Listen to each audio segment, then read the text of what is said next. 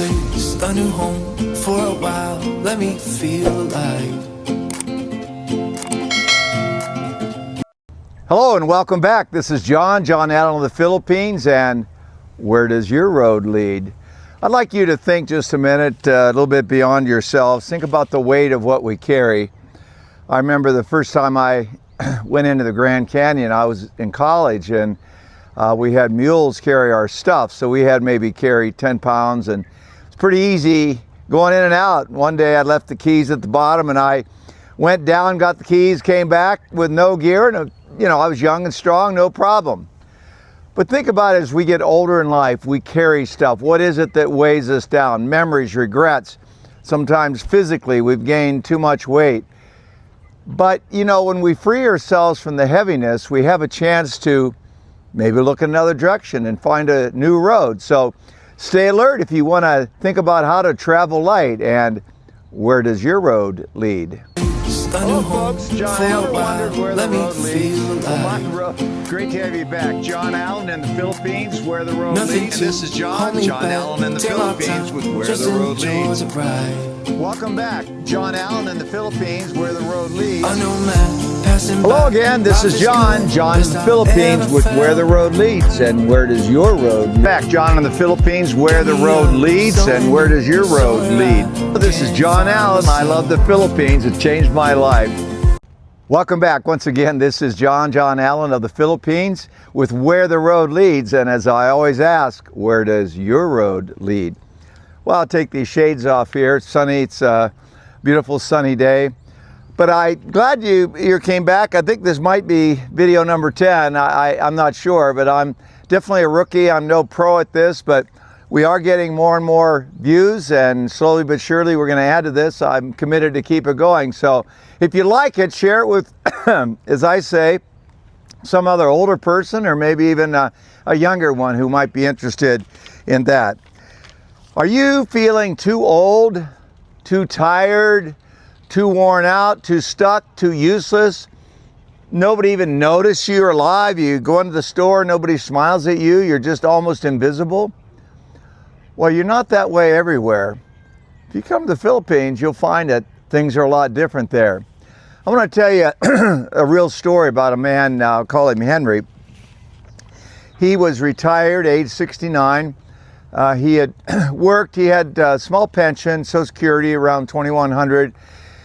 And where he lived outside of Chicago, of course, the prices, excuse me, have gone up, and his income flattened out. So I think he was, bringing in around $4,700 a month, which if you're in the Philippines, that's like super rich. But he had a couple setbacks, financial things. He had Medicare, but he didn't have the supplement.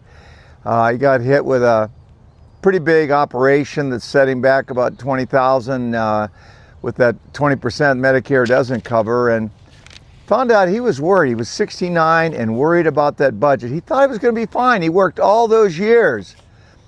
And then Henry started looking one night, kind of turned off the TV and turned on YouTube, and maybe found a YouTuber, not me in this case, but somebody like me who's living a good life in Belize or Mexico, and he thought about Asia and thought, well, the language barrier, I'm too old to learn another language. And then, the Philippines, what's their second language? It's English. What do they teach in school? English. I could go to the Philippines. And so he went over and he landed in Manila, and then he took a small flight down to Cebu, and he ended up over an island next to there at a town that some of you have heard of called Iloilo, and it's more peaceful. A lot of parks, easy going, not that hard to drive there. Henry actually learned how to ride a motorbike, although he didn't ride a motorbike back in Illinois, but it was pretty safe there, and it helped him get around. Now, Henry did not go there for love. He had no interest in finding anybody, never intended to, but what he found was kind Filipinos that trusted him, that liked him. He developed a routine. He'd go down to the little sari store, to the market, and buy things. And at first he paid the the gringo price, and then later, as he learned a couple languages or little bits of the language in Tagalog or Ilonggo or Bisaya or whatever it was, they thought he's here to stay. He's not a tourist. He's here to join us. So pretty soon, Henry felt important. People knew his name. Even kids called him Tito, which is uncle. They called him Grandpa. He liked it. And then something really strange happened to old Henry. There was this one young lady. She wasn't that young. She was 42. Her husband had died. Her 2 kids were older. She was married very young, and they just met casually and they chatted. She was nice. Again, Henry wasn't thinking anything, but they developed a friendship. And after, I don't know, a few months, they actually take walks together. They had a couple meals, and before he knew it, there was a connection there, and it turned into a romance. And later, about 3 years in, they got married. And I tell you, Henry is about the happiest guy you could ever imagine. So there he was in the cold winters of Illinois, worried about the next big expense, but he took a chance. He went to Manila, to Cebu, to Iloilo, and he found a nice apartment for about $330 a month. Found out he could easily live on $1,900, and that was live good. Ate a lot of meals out, and that's his story. And his life changed. Now, most people, if they hear a story like that, they say, well, that's Henry and that's not me. I'm not going to do that. I have things to do. I can barely get up in the morning. I have aches and pains. I have worries, financial problems. And, the Philippines doesn't answer everything, but I'm just saying the Philippines is an option for a few people. And the idea of the Philippines is an option for all of us, because we can think about the freedoms that could exist by making some changes in our life, tweaking our lifestyle here and there, finding more joy in the simple things. We can't spend the money we used to, spending more time to develop friendships. Those are all good. In our last video, we talked about getting unstuck. Remember that? Talked about the super glue thing. That was a couple videos ago. Or not to decide is to decide.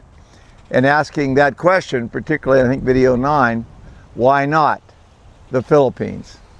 That's kind of one of our logos here. Why not the Philippines? So that turned out true for me. If you haven't watched the other ones, I was 64 years old and had been divorced about 10 years. Dated some, but women, they're complicated. And women looked at me and said, men, they're complicated. And both are true. You get in your 50s and 60s, excuse the bad grammar, but it ain't easy. It ain't easy, and there are a lot of reasons that it doesn't work out. I knew a guy that dated this woman. She was wonderful, but the truth was, she just didn't want another man in her life, even a good man. She just didn't want it, and finally told him that. He was heartbroken. But later, he went to the Philippines, again, not to find love, but just to be around happy, the friendly people. And it changed his life. There are thousands and thousands of cases of that, not just the Philippines, obviously, but in places all around the world. When I went on my bike trip that I mentioned early on, if you haven't watched any of the earlier videos, I went on a trip in the 70s to South America, and when I was a young 62, biked cross country twice up and down both coasts partway. And, it was a good trip, and I met a lot of people, and certainly met a lot of potential ladies, but it's complicated. They're complicated. I guess I'm complicated. And frankly, I just didn't have enough money for a lot of American women. Let's be honest here. I didn't bring the goods. And a lot of the goods is you need to bring security. And though I have a great life, I have a wonderful life, I have a magical life.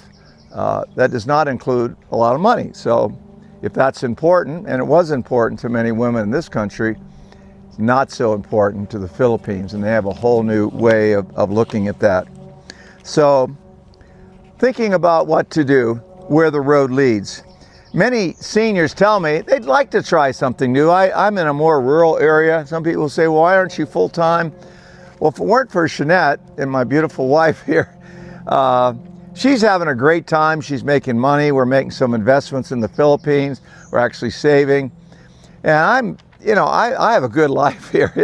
People love me. I'm making a difference. So I'm in the Philippines. It's just I'm in the Philippines because I brought the Philippines to me. But even so, we both look forward to the day when she can return, follow through on some of her adventures, some of her entrepreneurial interests there that someday I'll tell you a little more about.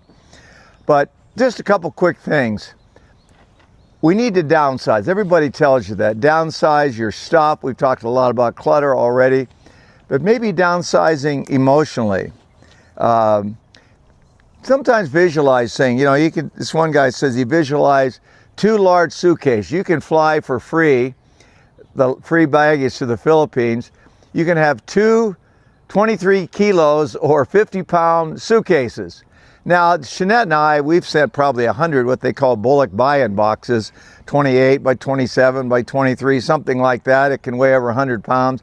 We send things to her family, so you can send more than that. But for some people, just visualizing this 2 suitcases, putting in there what you need, knowing that you can buy things in the Philippines a lot cheaper than here. Everything, there are a few things that are more expensive in the Philippines, like computers and some electronics. But if you get serious about this, you research a little bit and you know what you need to bring. But another thing to drop, downsize, is old regrets. Let's admit it, guys. I mean, there are regrets. Maybe it's how we handled marriage, or how we handled or mishandled our money. Maybe our careers just didn't work out, or we worked too long, or we didn't work long enough, or we misjudged the finances at the end of working. We need to let that go. I've said many times, I could describe a man, 76, and at the end you would say, that poor man, what a life. And I could describe the same man looking at the wonderful things that have happened, and you might say, that man is the luckiest man in the world. Well, frankly, that man is me. I've had some setbacks in my life, but a lot of my friends say, John, you have a magical life. One of the jokes about me is I'm a legend. I'm a legend in my own mind. So wrapping up here, just wanted to say it's time to unload. As I said, I've unloaded some pounds in an attempt to be, excuse me, in better shape. And let's talk about it below. Very new at this, not many comments, but you'd really help me. You could really help me here. Just make a comment. Just say, hey, none of this makes sense, or how about this, John Allen? I could stay in this country and try this, or hey, I'm happy where I'm at. I got plenty of money. Why would I do that? Or whatever it is. If you have a comment, join in, and this can become a little community. You can reach out to me at wheretheroadleads100@gmail.com. Leave a comment. We have a Facebook page, Where the Road Leads 100, at our Facebook. So let me know you're out there. I would appreciate it. So think about it. This is John Allen, the Philippines, with Where the Road Leads, and where does your road lead? Hold me back, take my time, just enjoy the ride.